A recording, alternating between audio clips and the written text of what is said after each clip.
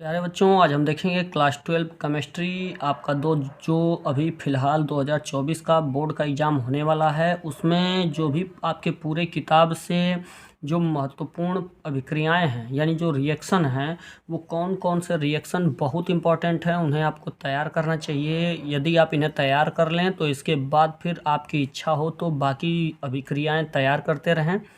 और यदि आप इन्हें तैयार करते हैं और बाकी नहीं तैयार करते हैं तो भी कोई समस्या विशेष होने वाली नहीं है। लेकिन बाय चांस मैं यही कहूँगा कि ये संपूर्ण एकदम नहीं है, लेकिन मैंने प्रयास किया है इसे पूर्णता देने का, कि इसे याद करने के बाद आपको कुछ याद करना न रहे, इसी में से आपका प्रश्न बने।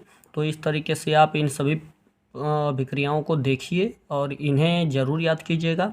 बच्चों, जो भी केमिस्ट्री का ये 2012 का जो बनाया गया है अभिक्रिया मोस्ट इम्पॉर्टेंट, इसके पहले मैंने कुछ जो आपके और भी टॉपिक हैं वो पिछले वीडियो में बनाया गया है, आप उन्हें जाकर अवश्य देखें यदि न देखा हो तो, जिससे कि आपको विशेष लाभ हो। हर विषय से रिलेटेड लगभग उसमें बनाए गए हैं।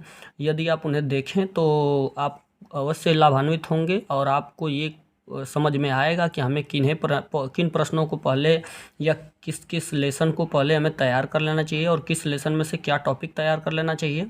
तो इन्हें आप अवश्य समझ पाएंगे। तो वो वीडियो सभी विषय से जो रिलेटेड हैं उसे जाकर अवश्य देखें। और ये वीडियो जो है ये बनाया गया अभिक्रिया, तो इसमें रजतीकरण जो अभिक्रिया है आपकी, तो इसे भी देखिए और बाकी सबको भी देखिए। तो इसमें क्या है कि पहला जो इसमें अभिक्रिया है वो आपकी है कि रजतीकरण, और दूसरा है कि रोजन मुंड अभिक्रिया, तीसरा है कि कैनिजारो अभिक्रिया, चौथा आपका जो है वह सेंड मायर अभिक्रिया है, कहीं कहीं सेंड मेयर अभिक्रिया करके देता है। और इसके बाद पाँचवा जो है बोर्टज फिटिंग अभिक्रिया है, बुर्ज फिटिंग अभिक्रिया। और छठवां जो है फ्रीडल क्राफ्ट अभिक्रिया है आपकी। जो ये तो अभिक्रियाएं जो जो भी हैं वो अपने में बहुत इम्पॉर्टेंट हैं, इन्हें अवश्य तैयार कर लीजिएगा आप लोग। और इसके बाद फ्रीडल क्राफ्ट अभिक्रिया आपकी है। और फिर सतवां जो आपका है अभिक्रिया मोस्ट इम्पॉर्टेंट, वो है गाटरमन अभिक्रिया। फिर आठवां है कि राइमर टीमन अभिक्रिया। और इसके बाद फिर नौवां जो है वह विलियमसम अभिक्रिया विश्लेषण अभिक्रिया है।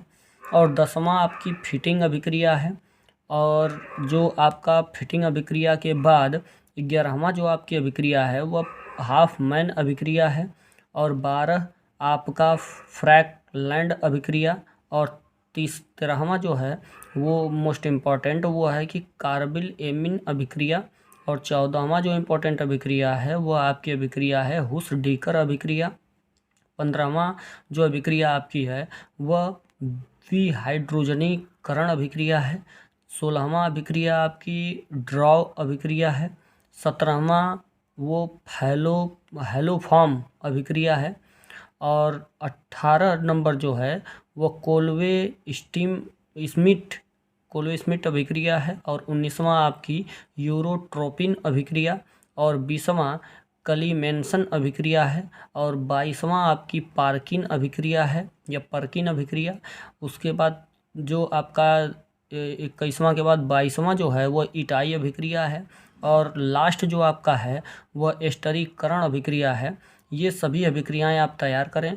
और बच्चों, जैसा मैंने पिछले अभी कल का ही वीडियो बनाया हुआ है उसमें आपको मैंने बताया हुआ है कि आप सबसे पहला काम ये करें, आपकी परीक्षा बहुत नज़दीक है, आपके लिए बहुत बहुत ही समझ लीजिए ये समय बहुत महत्वपूर्ण है। तो पिछले वीडियो में मैंने आपको बताया है कि वो जो आप हर रोज़ एक विषय का एक पेपर ज़रूर सॉल्व कीजिए, ऐसे बैठ के सॉल्व कीजिए जैसे कि आप एक बोर्ड का एग्ज़ाम दे रहे हैं। और उतने ही समय लीजिए, वैसे ही लिखिए, लिखने का प्रयास कीजिए, वैसे ही पेपर दीजिए हर रोज़ एक विषय का। तो इस तरीके से आपको एक ऐसा अनुभव मिलेगा जो कि आपके बोर्ड में जो आपको दिक्कतें होती हैं वो आपको क्लियर हो जाएगा। तो आप अपने टीचर से, चाहे वो आपके कोचिंग के टीचर हों या आपके स्कूल के टीचर हो, आप उनसे संपर्क करके उन सारे डाउट्स को क्लियर कर सकते हैं या सारी दिक्कतों को समझ सकते हैं। आपके पास अभी मौका है। और फिर दूसरी बात ये कहूँ कि उससे आपको ये होगा कि आप उतनी बार अगर आप पेपर देंगे एक एक विषय का, तो आपको ये हर टॉपिक जो हैं वो तैयार हो जाएंगे। और लगभग आपका लगभग कम से कम जो हाई स्कूल के स्टूडेंट हैं उनका 65% तक वो क्लियर हो जाएगा। 5% केवल देखना रहेगा, लास्ट में 5% ही कन्फ्यूजन रह जाएगा, वो भी हमारे हिसाब से नहीं रह जाएगा, क्योंकि उतना पेपर देने के बाद आप में जो एक्सपीरियंस है वो बढ़ जाएगा। और जो इंटरमीडिएट के स्टूडेंट हैं उन लोगों का 90 to 95% तो क्लियर हो जाएगा कि आपका ये एग्ज़ाम देने से आपका जो घर पे आप रोज़ एक पेपर सॉल्व करेंगे तो हर विषय का अब से रोज़ आप एक एक विषय रोज़ तैयार कीजिए, याद कीजिए और उसी का पेपर देते रहिए। और अगले दिन भी फिर एक विषय तैयार कीजिए, उसका एक पेपर दीजिए। और वो पेपर पे पहले आप प्रश्नों को देखिए मत, पहले आप उन्हें अच्छी तरीके से याद कर लीजिए कि हम पेपर देने जा रहे हैं, और पूरा टॉपिक तैयार कर लीजिए। उसके बाद फिर बैठिए, कोई एक पेपर अपने सामने उस विषय का खोल लीजिए जो आपने याद किया हो, तो इससे आपको बेहतरीन अनुभव मिलेगा। तो वो जो जिससे कि आपको बोर्ड के एग्ज़ाम में किसी प्रकार की कोई दिक्कत नहीं होगी। ठीक है बच्चों, इतना आप ज़रूर केयर कीजिएगा इस बात को, क्योंकि ये लास्ट टाइम आपका चल रहा है। अब याद करने का समय समाप्त हो चुका है, तो इस तरीके से आप तैयार करेंगे, हमें आशा है। और जिन वीडियो को आपने न देखा उसे पिछले वीडियो में जाकर अवश्य देखें। फिर मिलेंगे इसी चैनल पर, तब तक के लिए नमस्कार।